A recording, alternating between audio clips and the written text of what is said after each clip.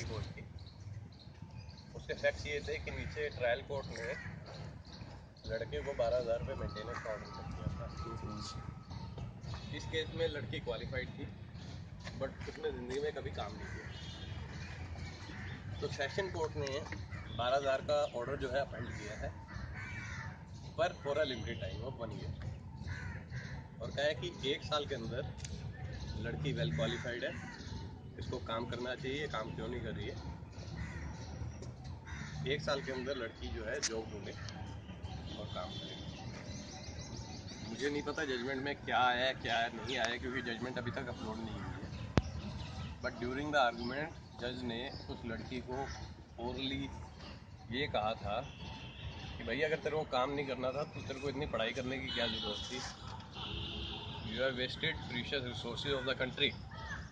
True. ठीक है ना, कि अगर तू नहीं पढ़ती उस कॉलेज में तो कोई और बंदा पढ़ता जो कि काम करता और नेशन बिल्डिंग में सहयोग करता।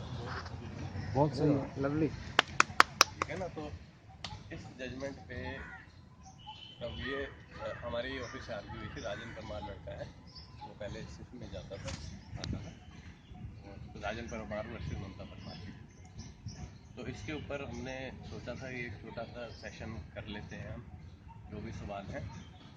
हमने हमारे व्हाट्सएप ग्रुप में भी ये बड़ी घूम रही थी जजमेंट की, ऐसी जजमेंट आ गई और सजेशन दे दो। पहली बात तो ये समझ लें, इसकी कोई प्रेसिडेंट वैल्यू नहीं बनी है, क्योंकि सेशन कोर्ट की जजमेंट है। हाई कोर्ट की जजमेंट की प्रेसिडेंट वैल्यू होती है, सेशन कोर्ट की जजमेंट की कोई प्रेसिडेंट वैल्यू नहीं होती है। The best you can do is use the argument to persuade the trial court जजेस और द जजेस where you are fighting the maintenance. Bind नहीं कर सकते आप। प्रेसिडेंट जो होते हैं वो बाइंडिंग होते हैं, उसकी ना तो परसुएसिव वैल्यू, कभी आप इसको इस्तेमाल भी नहीं कर सकते, बट जो आर्गूमेंट है उसको इस्तेमाल आप कर सकते हो, उसको आप पुट कर सकते हो। लड़की एमएससी थी, आईटी सर्टिफिकेशन था, गोल्ड मेडलिस्ट थी। लड़के की भी सेम क्वालिफिकेशन थी। लड़के ने क्या क्या किया था इसमें कि जॉब अपॉर्चुनिटीज़ जो उस फील्ड में है वो सारी ऑन रिकॉर्ड लगाई, इसके ऊपर काम किया कि, और इसके अंदर ये भी दिखाया गया कि फ्रेशर्स की भी अपॉर्चुनिटीज़ है।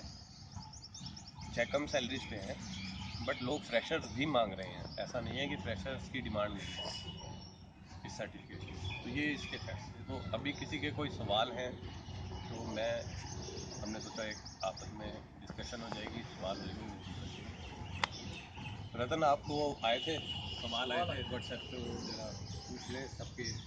इसके अलावा भी कोई सवाल? ये जो जजमेंट वाला था, एक मेरे ख्याल एफएम रेडियो पे भी किसी ने बोला था एक ये जजमेंट आई हफ्ते 10 दिन पहले जो आई है। हफ्ते पिछले वीक की है। हफ्ते भर पहले। उसमें 1 साल तक उसको देंगे, 1 साल तक 12,000 रुपये में, लड़की अपना जॉब ढूंढेगा। 1 साल के अंदर वो नौकरी ढूंढ। सर ऐसी जजमेंट पहले भी आई है किसी सर एक नहीं, हायर एक कोर्ट साल के लिए आपको पहले भी एक ट्रायल कोर्ट की जजमेंट थी, सिमिलर जजमेंट थी। 1 साल में वो बंद कर सकते हैं भाई, ऐसा नहीं काम। 1 साल तक लड़की जॉब नहीं ढूंढती इंटेंसली। सर कोर्ट ने कहा तुम्हें 1 साल तक देनी है, इस दौरान लड़की को जॉब ढूंढ लेनी चाहिए, बस कहानी खत्म। ये उसकी हेल्प करते हैं और तुम्हारे से जो मदद हो सकती है वो करो। 1 साल में मतलब वो भी बाइंडिंग नहीं उसमें तो। बाइंडिंग तो नहीं है सर, पर वो उसके इंटरेस्ट में तो है ना कि कम से कम उसकी कुछ आर्गूमेंट दे सकते हैं ना, मदद करे। तो कुछ सवाल आए थे व्हाट्सएप पे। Is there a way to ask for speedy trial in maintenance cases? So the answer is speedy trial, sir, should be our legal right. Every case should be decided as fast as possible. But the number of cases there are in the courts, the number of litigants there are in the courts are very big. 6 महीने की date ऐसी नहीं पड़ती है, जज को कोई मज़ा नहीं आता है कि इसको 6 महीने लटकाने का, उसके पास काम इतना ज़्यादा है। तो स्पीडी ट्रायल, अगर आपका कोई स्पेसिफिक रीज़न है, बीमार है, विदेश जाना है, तो हो सकता है आप रिक्वेस्ट कर सकते हो जज को, वरना in a routine manner I doubt कोई इस तरह के स्पीडी ट्रायल की एप्लीकेशन एक्सेप्ट होती है। The other option is to go to high court under article 21 and ask for speedy trial. How do we ensure purchase power parity is looked into by the judges? Are there any judgments related to this? Sir purchase power parity and market survey they are the two, जो NRIs हैं उनके लिए दो चीज़ें हैं sir, एक purchase power parity और एक मार्केट सर्वे एवरी ईयर आता है, वर्ल्ड बैंक का मार्केट सर्वे होता है, वो करेंसी की वैल्यू बताता है. There are two judgments, at least two judgments, one from Delhi high court and one from Mumbai high court, which are available, which have precedent value and binding value at least in Delhi and Maharashtra. And at all other places it has persuasive value at least. So there are judgments based on that, or even trial courts on their own have given maintenance based on purchase power penalty. So there are lot of precedents, lot of people who have got such relief. So you can use it, and at least it is a very strong persuasive argument as well. So ऐसा कुछ नहीं है.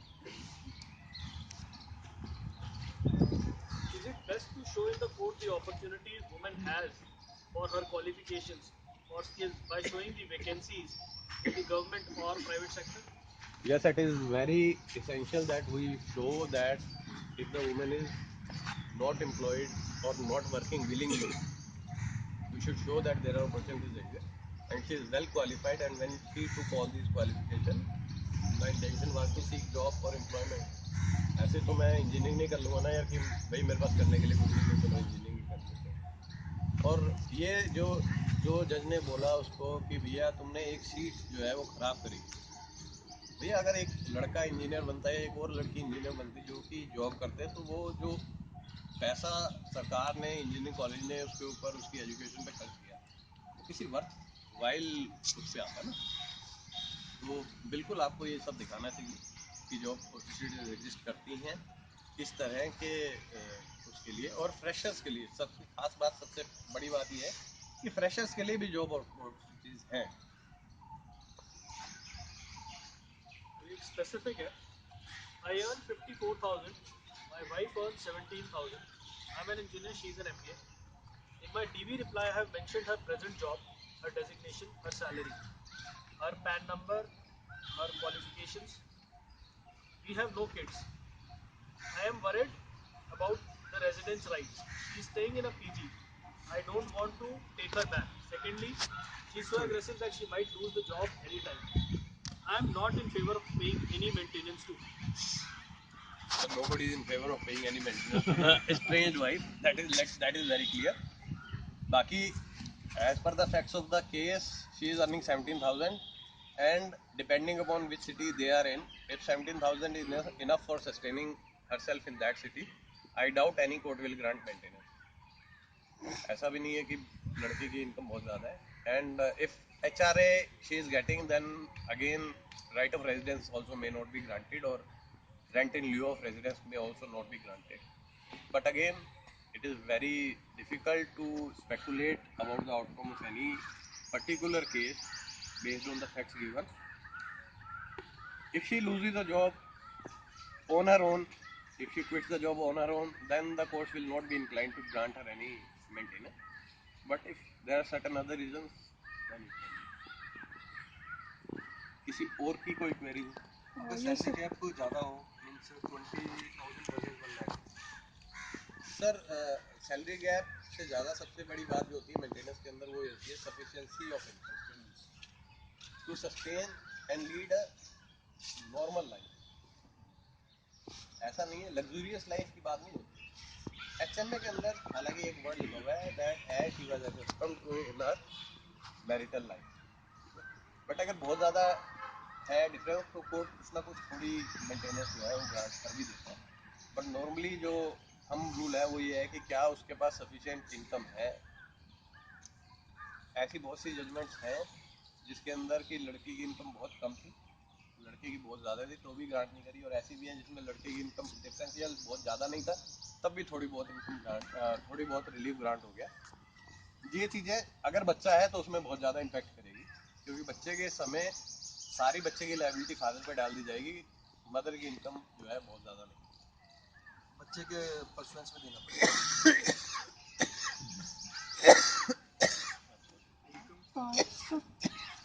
Just my wife was working in Amrapali private company, and she is earning 25,000. But I don't have proof of that. So court can grant under section 91. She is working in a Private company. Private limited company, sir देखो, अगर वो 25,000 रुपये कमा रही है, most of the companies where this girl is employed will like to take the tax benefit of the salaries which they are giving, unless उसका कोई चाचा ताया रिश्तेदार ही ना हो, तो कोई भी कंपनी उसको बिना चेक के सैलरी नहीं देने वाली। ऐसे कोई नहीं दे देता। 3 लाख रुपए is a huge sum for any taxation. 1 lakh रुपए का तो टैक्स बचेगा उसका कम से कम। तो बेटर यही है उसके कोर्ट, वो रिकॉर्ड मंगा लिए जाए कोर्ट के अंदर उस कंपनी के।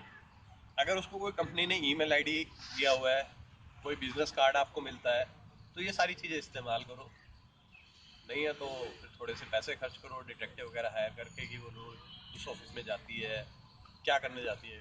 मैं अगर यहाँ से गुड़गांव डेली जाता हूँ तो किसी वजह से ही जाता हूँ ना। ऐसे तो मेरा रोज शौक नहीं है ना कि मेरे पास काम नहीं है तो मैं चलो गुड़गांव जाके बैठ जाता हूँ, ऐसा नहीं हो सकता। तो ये सारी चीज़ें हैं सर, इसको इस्तेमाल करेंगे। और वुमेन सेल में जैसे हमारे कंप्लेंट आता है तो उसमें उसने एडमिट करा that she is working.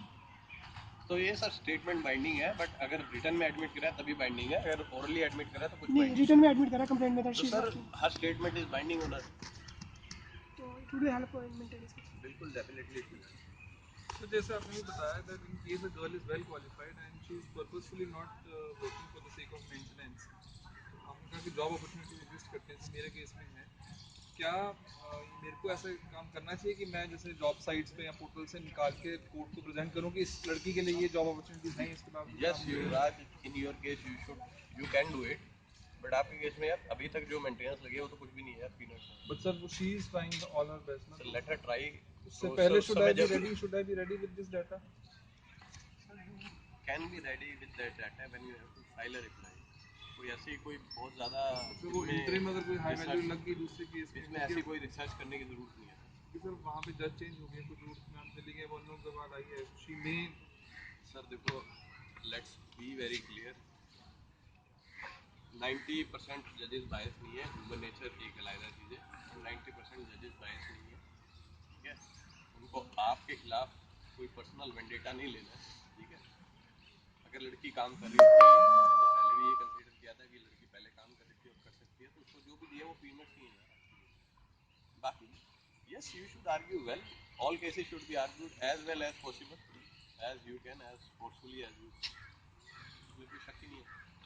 You cannot take it very lightly यार। One slip and it will go for a very long dent on your income. जैसे उनकी लग गया है, कुमार का लग गया है। Each date has to be taken very seriously. बिल्कुल। You नहीं, cannot relax. आपने बोला यहाँ पर कि हर हियरिंग पे जाओ, केस को पूरा अपनी पकड़ में रखो, आपको पता होना चाहिए आपके केस में क्या हो रहा है कोर्ट में। अगर नहीं जा सकते हो तो किसी ऐसे इंसान को भेजो जो कि समझता हो। बिल्कुल। इससे सिर्फ वहाँ पे कोर्ट में आपके ऊपर नहीं, वकील के ऊपर भी एक अलग तरह का प्रेशर होता है बिल्कुल टू परफॉर्म। ये यार बिल्कुल सही है। कोर्ट से मैटर जैसे डिवोर्स डिसाइड होता है तो कोर्ट उस पर अमाउंट लगा सकते हैं।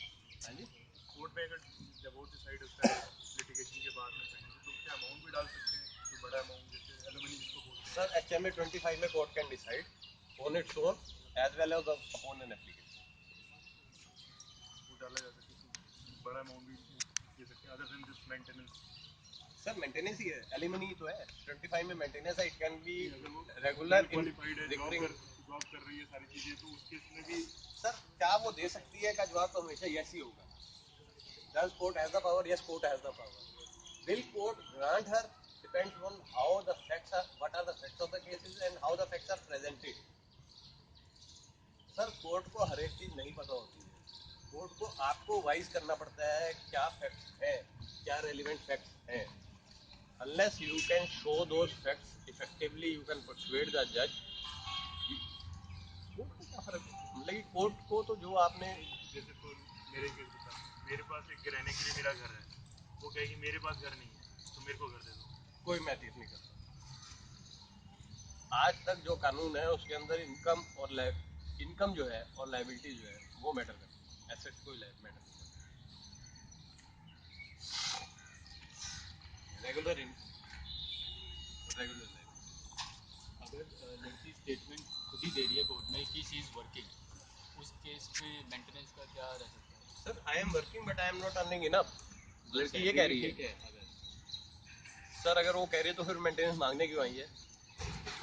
अगर वही कह रही है कि मेरे लिए इनफ है तो वो मेंटेनेंस मांगने नहीं आएगी। मेंटेनेंस मांगने तो तभी आएगी ना when she will say that I am earning X amount but my requirements are और X plus Y amount, so please grant me Y amount as maintenance. फिर यहाँ पे जज जजमेंट करेगा कि हाँ कि देना चाहिए या नहीं डिस्क्रिशन देना तो वही चाहिए। डिस्क्रिशन वही तो ये लड़कियां क्या करती हैं, पहले जॉब कर रही होती हैं शुरू में, शादी के बाद नहीं कर रही होती हैं जॉब, लेकिन फिर बाद में जब मेंटेनेंस का टाइम आता है कहते हैं मैं जॉब नहीं कर रही हूँ, हम ना गवर्नमेंट जॉब की तैयारी कर रहे हैं। सर देखो ऐसा होता है, ये हमारा सोशल स्ट्रक्चर है। हमारी बहनें भी कई बार ऐसा होता है कि शादी से पहले जॉब करती हैं और शादी के बाद नहीं करती हैं। ये हमारा सोशल स्ट्रक्चर है यार। अगर बच्चे हैं या फैमिली की रिस्पॉन्सिबिलिटी ज़्यादा है तो एक स्पाउस जो है, जो कि मोस्टली वुमेन होती है, वो जॉब नहीं करती। अगर बहुत सारा टाइम बीत जाए और वो वर्चुअली अनएम्प्लॉयबल हो जाए तो उसको मेंटेनेंस मिलेगा। तो लेकिन ऐसे 1 या 2 महीने हुए हैं शादी को, और उसके बाद भी अगर कोई सर ये फैक्ट, अगर कोई स्पेसिफिक फैक्ट की बात है तो पूरे फैक्ट और पूरे कागज देख के बात हो सकती है। कोई जेनरिक स्टेटमेंट इसके बारे में नहीं दी जा सकती। लेकिन ऐसे ये 2 क्वेश्चन है कि ऐसे प्राइवेट जॉब मिल सकती है लेकिन प्राइवेट नहीं करनी, सिर्फ गवर्नमेंट करनी है, इसमें क्या करोगे? पहले सरकारी कर दीजिए। नहीं, प्राइवेट ही करनी। सर जब कोर्ट में जाओगे तो कोर्ट को मैं कहूँ कि मैं तो स्विमिंग पूल में तब तक पैर नहीं रखूंगा जब तक तैरना नहीं आ जाएगा, तो मेरे को तैरना कभी नहीं आएगा। जो स्टैट्यूटरी सेविंग्स होती हैं 1.5 लाख की और 50,000 की, ये अगर हम करते हैं इससे कोई बेनिफिट मिलता है? नहीं, कोई बेनिफिट नहीं मिलता सर। ये आप एसेट की रीजन कर रहे हो, कोई बेनिफिट नहीं मिलता। The only thing is PF किसी भी फॉर्म में no court, no authority, no tribunal can touch. कोई भी आपके ऊपर लायबिलिटी जो आ जाए LIC हमारी वो सरेंडर करवा के पैसे ले सकती है कोर्ट? बिल्कुल ले सकती है सर। वो तो ऐसा कोई राइट ही नहीं है ना कि ये आप इनरिच कर रहे हो अपनी, तो एंडाउमेंट बना लो और बीवी बच्चों को भूखा मार दो। So LIC पीएफ भी ऐसा नहीं, पीएफ टच नहीं कर सकती है तो आपके ऊपर बर्डन नहीं कर सकती है मेंटेनेंस के लिए कि आप पीएफ तो जमा करा लेना। बर्डन तो वो फिर भी कर सकती है। PF can not be attached, that's it. जो जमा हो गया वो हो गया बस, अटैच नहीं हो सकता।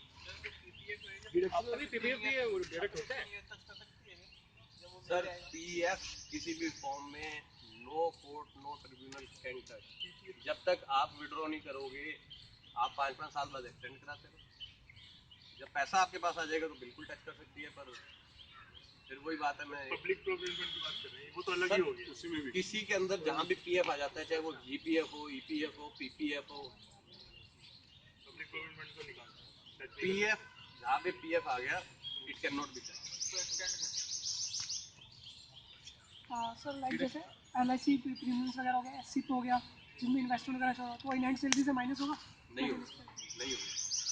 पीपीएफ भी नहीं होता, पीपीएफ भी नहीं कर होता सर ओनली स्टैट्यूटरी जो सेविंग्स हैं, जो आपका ईपीएफ कटता है 12.5% ऑफ बेसिक या इनकम टैक्स जो आप देते हो, that is statutory deduction. PPF नहीं होता। नहीं होता सर, वो सेविंग है, टैक्स सेविंग कर रहे हो आप। मैं खाली टैक्स ही आता है। सर मैं इतना माइजर नहीं हो सकता कि मैं खाना ना खाऊं और सेव करता रहूं। क्या मैं ऐसा माइजर हो सकता हूँ? मैं मर जाऊंगा यार, सेविंग का क्या करूंगा? कोर्ट कहता है यार तेरी बीवी मर जाएगी, तेरा बच्चा मर जाएगा, क्या करेगा इस पैसे का?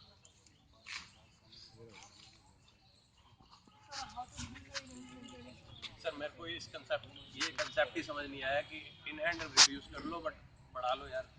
That means you are trying to create black money, earn in black. मेरे को ये कंसेप्ट समझ में नहीं आता है, मैं इसके बारे में कोई कमेंट नहीं करूँगा। अगर रेंट पे जैसे कोई बंदा शिफ्ट होता है तो रेंट अमाउंट वगैरह ये डिडक्ट होगा मेंटेनेंस के?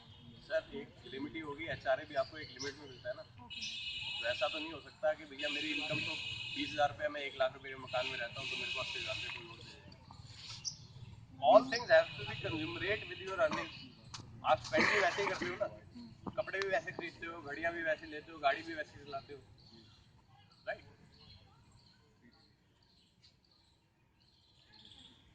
जो एक मेरा सवाल था कि पेरेंट्स मेरे ऊपर या लड़के के हाँ ऊपर हाँ भैया, एक स्पेसिफिक सवाल था कि पेरेंट्स भी भाई बच्चे से मेंटेनेंस मांग सकते हैं, तो क्या करना चाहिए? पेरेंट्स से पहले केस करा दें?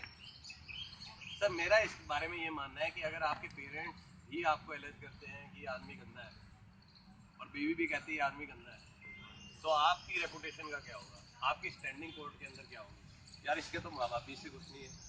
इसकी तो बीवी भी इससे खुश नहीं है, इसका तो पड़ोसी भी इससे खुश नहीं है, तो इनमें जरूर कुछ ना कुछ तो दिक्कत होगी। तो जो कोर्ट का व्यू आपके लिए बनेगा वो क्या दिन व्यू लेगी ना। नहीं, पर इसी केस में say for example they are not saying कि you are ganda or anything, they are saying that I am old age and something and sir I वो want तो my सर वो तो आप अपने लिखित में देते हो ना, I have old parents who have no source of income and they are my liability. हाँ सर दिल्ली के अंदर तो इनकम का लायबिलिटी का वो देना होता है, people who are dependent on you, people who are not dependent on you. तो वाई सर आज जब आपकी बीवी घर में रह रही थी तब उसने कोर्ट से ऑर्डर लिया था क्या अपने ऊपर खर्चा करने के लिए? कोर्ट में जाने की जरूरत क्यों पड़ी? Because he is not paying. कोई बीवी जाके ये तो नहीं कहती ना ही is paying but please grant me maintenance, कोई ऐसा नहीं होता ना। तो माँ बाप भी ऐसे क्यों कोर्ट जाएंगे? That he is a good son, he is paying but give me court order, क्यों? Why? but then when we are paying to the parents, say for example when we are doing it, but that will the court consider that? Yes yes or it's just a pretense कि court सोच रहे हैं कि हाँ भाई पैसे बचाने के लिए तुम पेरेंट्स को शो कर रहे हो। सर ऐसा नहीं है, पेरेंट्स अगर अर्न नहीं कर रहे हैं तो वो आपकी लायबिलिटी है, they are dependent on you, so they are your liability, court will consider it. Sir 125 के अंदर, डीवी के अंदर, मेंटेनेंस के अंदर हर एक जगह एक क्लोज है, a person having means refuses to maintain, means as well as refusal. जब तक रिफ्यूजल नहीं आएगा तब तक आपको कोर्ट में जाने की जरूरत ही नहीं है ना।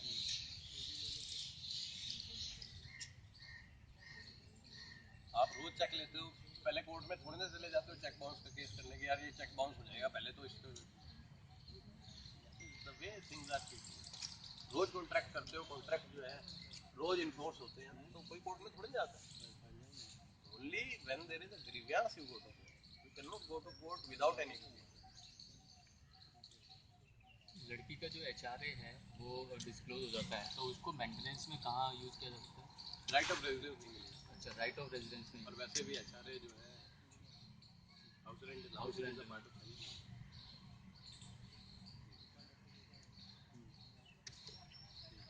फिर उसके माँ बाप का मकान हो तो फिर उसे मिलेगा, फिर भी नहीं जाता है। बहू जी माँ बाप का मकान हो तो माँ बाप तो चाहें तो बेटे को ना रखें, बहू को क्या रखेंगे? नहीं, डेथ हो गई है उनकी।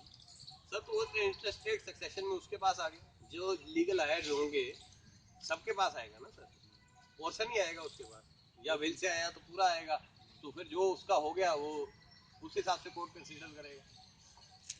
ये तो चेंज ऑफ सर्कमस्टांसेस की बात कर रहे हो ना, तो सवाल अलग है। फिर मकान माँ बाप का नहीं रहा, उसका हो गया ना, माँ बाप तो रहे नहीं। अगर फादर एक्सपायर हो जाए और प्रॉपर्टी है मदर के नाम पे जाएगी और या लड़के का भी हिस्सा बनता है? सर सक्सेशन लॉ बड़ा क्लियर है, इंटरस्टेट सक्सेशन में जितने भी 1 लाख लीगल हायर होंगे सबको बराबर शेयर मिलेगा। मदर प्लस ऑल चिल्ड्रन, और अगर डिजीज की मदर है तो उसका भी एक हिस्सा है। सर तो ये तो सिर्फ मदर के नाम नहीं होगा वो, अगर विल है तो विल तो जिसके नाम बढ़िया है, विल करा लो पहले। इंटरस्टेट में बराबर हिस्सा है। आप अगर अपना हिस्सा गिव अप करते हो तो कोर्ट को कोई मतलब नहीं आपने गिव अप किया है, क्यों किया। सर थोड़ी सी कंफ्यूजन है, बहू का हिस्सा कहीं नहीं बोला। लीगल हायर्स क्लास 1 हायर जिसको हम कहते हैं उसमें 6 कैटेगरी इंक्लूड कर सकते हैं। पहली कैटेगरी में आते हैं mother of the deceased, wife, बच्चे, बच्चे would mean both son as well as daughter, ठीक है, ये सारे इंक्लूड होंगे क्लास 1 हायर। अगर किसी लड़के का हिस्सा है, इसका मतलब ये नहीं हो गया कि उसकी वाइफ का भी हिस्सा है। यही क्वेश्चन सर ने पहले एक्सप्लेन किया था, अभी लॉ पास नहीं हुआ इरिट्रीवेबल ब्रेकडाउन ऑफ मैरिज में, जिसमें कि जो आपकी प्रॉपर्टी है वो 50% डिवाइड होगी। Right now as the law stands it is only the income which is अभी वो जब कानून पास होगा तब देखेंगे, कानून कल क्या बनेगा हमें नहीं पता। 1955 तक हिंदू मैरिज एक्ट ही नहीं था, डिवोर्स नाम की चीज नहीं एग्जिस्ट करती थी। दो नहीं sir, multiple, unlimited polygamy allowed थी, अनलिमिटेड पॉलीगैमी। आज भी पाकिस्तान में वो हिंदू मैरिज एक्ट जब पास करने की बात कर रहे हैं तो हिंदू खड़े होकर बोल रहे हैं कि इसमें डिवोर्स नहीं होगा, आज के टाइम्स ऑफ इंडिया में पाकिस्तान का ये है, वहाँ हिंदू मैरिज एक्ट पास हो गए, अभी तक वहाँ पे वो पाकिस्तान में मुस्लिम एक्ट से चल रहे थे, वो अभी भी कह रहे हैं डिवोर्स नहीं होना चाहिए। सर जब हिंदू मैरिज एक्ट बना था तब इसका भी बहुत विरोध हुआ, तब भी स्ट्राइकें हुई। सर ये जो चलो लेट्स कंसंट्रेट ऑन मेंटेनेंस। ये जो सक्सेशन है इसमें जैसे सारे लीगल हेयर्स इक्वली, तो the daughter is as well having a share in the as property. as the boy, as the son has. So when that lady is living in her father's house, she as well has the share in her father's property. Only if her father dies intestate. As long as his father is her father is alive, he is the absolute owner of that property, and he can will it to anybody. He can will it to an outsider as well. But he will never say that I don't want to give my daughter a share in my property. How do I know, sir? I am very annoyed with my daughter. I don't want to give her anything. If it is only her father's self-required property, if it is a free, Sir, ancestral property is a very different concept altogether, and there are a lot of complications. Whether the property devolved before 2005, after 2005, what is the nature of property, how much back it is, whether it is agricultural land, whether it is dwelling unit. So that we can discuss when the complete facts are there.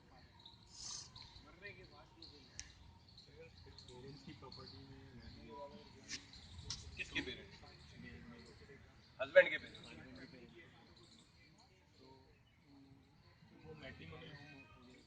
Sir matrimonial home कोई concept कहीं नहीं आता। The concept is shared house. तो period separation में count हो सकता है? बिल्कुल हो सकता है अगर आप वहाँ नहीं रहे। सर अगर कोई लड़की अपने फादर के यहाँ रह रही है and her father has died, then she would be equally if her father has died without will, without leaving a will, yes, she'll have share equivalent to her brother. and then she'll have to declare it in her affidavit. Then she cannot say that I don't have a property on my name. But only if her father has died without leaving a will. The first thing which you will have to ascertain whether there was a will or not. अगर इसमें ये बात होती है but उसके बाप के घर पे रह के वो केस लड़ रही है, then we have she is claiming उसका बाप बोल रहा है कि भाई मेरे से संबंध बहुत खराब है, मैं इसको कुछ नहीं देना चाहता। So how does it matter in my case? Sir ऐसे आपने बहुत से केस देखे होंगे, कम से कम एक केस तो मैं जानता हूँ जिसमें लड़की ने अपने भाई के ऊपर अटेम्प्ट टू रेप का केस किया हुआ है और भाई को निकाल ले गए उसके घर से, और यहाँ पति के ऊपर केस कर रखा है। कम से कम एक ऐसा केस तो मेरे को मेरी जानकारी में तो ऐसा हो सकता है। मेरे बच्चा बिगड़ा हुआ है तो मैं उसको सड़क पे नहीं छोड़ देता हूँ। भाई मेरी लड़की है, कहाँ जाएगी, मेरी नहीं बनती, बहुत गंदी है, पर भाई मैं सड़क पे छोड़ दूंगा तो क्या इसका क्या बनेगा?